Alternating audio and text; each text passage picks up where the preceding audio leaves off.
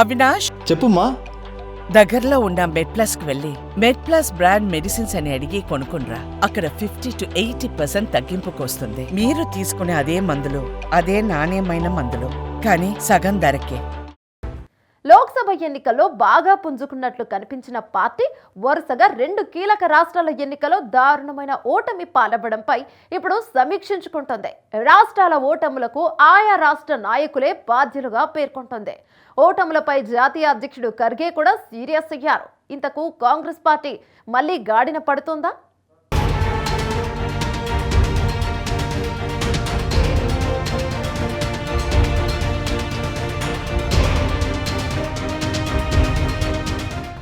కాంగ్రెస్ జాతీయ నాయకత్వం పార్టీ పరిస్థితిపై పునఃసమీక్షించుకుంటోందా?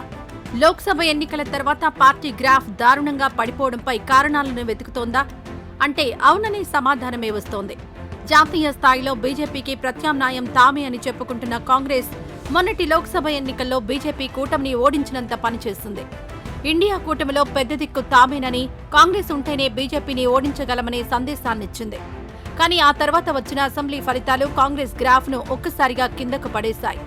ముఖ్యంగా హర్యానా, మహారాష్ట్ర ఎన్నికలు కాంగ్రెస్ పార్టీకి పెద్ద ఎదురుదెబ్బే అని రాజకీయ విశ్లేషకులు చెబుతున్నారు.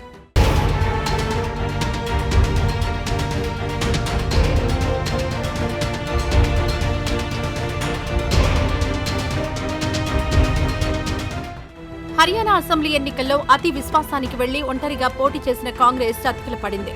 ఇక మహారాష్ట్రలో కూటమిలో భాగంగా ఉన్న భాగస్వామ్య పార్టీల మధ్య సమన్వయం కొరవడంతో పాటు ప్రచారంలో విఫలమవడం కాంగ్రెస్ కు పెద్ద నష్టాన్నే మిగిల్చింది. ఈ 2 అసెంబ్లీ ఎన్నికలు కాంగ్రెస్ పార్టీకి పెద్ద గుణపాఠంలా మారాయని విశ్లేషకులు అంటున్నారు. కాంగ్రెస్ పార్టీ కూడా మరోసారి ఎన్నికల విషయంలో పునఃసమీక్షించుకుంటున్నట్లు తెలిసింది.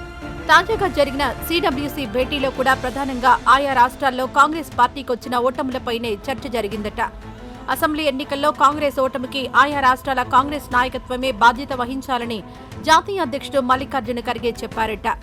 ఇకపై జాతీయ రాజకీయాలతో రాష్ట్రాల ఎన్నికలను కలపవద్దని ఖర్గే హెచ్చరించినట్లు తెలిసింది.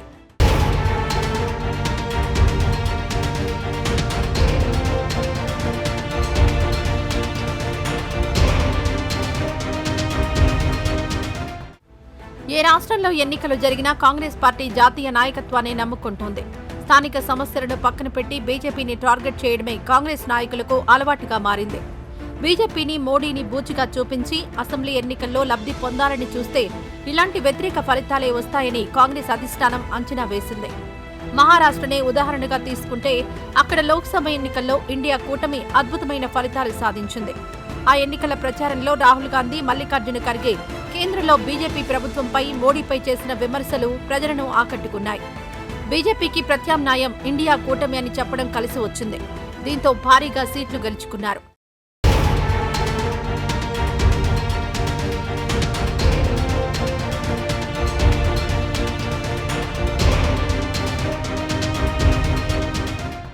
అయితే అసెంబ్లీ ఎన్నికల విషయంలో ఈ స్ట్రాటజీ పూర్తిగా విఫలమైంది.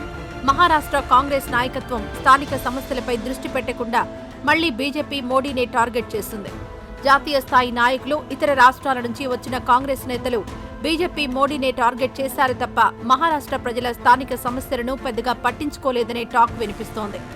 మరోవైపు మహాయుతి కూటమి మాత్రం స్థానిక సమస్యల పరిష్కారానికి మార్గాలు చూపించింది. దీనికి తోడు ఏక్నాథ్ షిండే పాలనపై ఉన్న సానుకూలతను కూడా వాడుకుంది.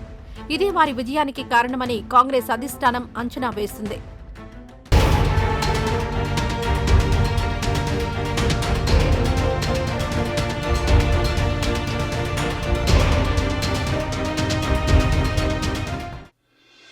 మహారాష్ట్ర ఎన్నికల ఫలితాల తర్వాత ఏర్పాటు చేసిన కీలకమైన సిడబ్ల్యూసీ సమావేశంలో కాంగ్రెస్ పార్టీ అధ్యక్షుడు ఖర్గే వెల్లడించిన అభిప్రాయాలపై పార్టీలో సానుకూలత వ్యక్తమవుతోంది. కేంద్ర రాష్ట్ర రాజకీయాలను కలపడం వల్ల కాంగ్రెస్ నష్టపోతోందని ఆయన చెప్పారట. ఇకపై అయినా కఠిన నిర్ణయాలు కూడా తీసుకోవాల్సి ఉంటుందని అన్నారట. దీనికి తోడు ఆయా రాష్ట్రాల్లో ఉన్న వర్గ విభేదాలు, అంతర్గత కుమ్ములాటలను కూడా వెంటనే సరిచేసుకోవాలని ఆదేశించారట. ఇకపై పార్టీ లైన్ దాటి గ్రూపులు కడితే సహించేది లేదని ఖర్గే తేల్చి చెప్పారట. పార్టీలో క్రమశిక్షణ తప్పనిసరని ఖర్గే చెప్పారట.